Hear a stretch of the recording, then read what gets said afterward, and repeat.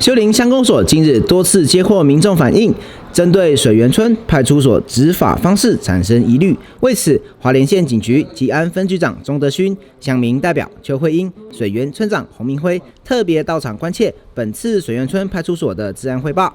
会议中，水源派出所提倡反毒、防酒驾等治安宣导。同时，会议中部落族人针对员警执勤方式提出下列建议，请派出所员警做说明。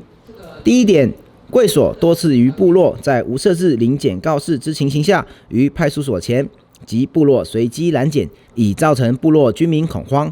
第二点，水源村为太鲁阁族部落，杀猪献祭与共享分食为太鲁阁族最重要的传统文化之一，因此常会于早晨间邀集亲友在巷弄间搭设帐篷，共食分享。占用道路时间多于中午前即撤离。贵所竟于5月间未经劝导即进行取缔族人，此举已严重干涉及影响部落居民的生活。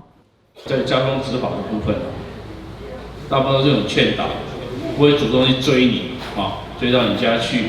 其实部落大家都是都住在这里，一切以和为贵本乡太鲁阁族占人口数90%上下，部落政经与社群文化已具备自治、自主管理之条件。警察单位与本乡族人应建立互敬、互助、互益之良善关系，共同打造稳定治安及遵守法令的部落环境。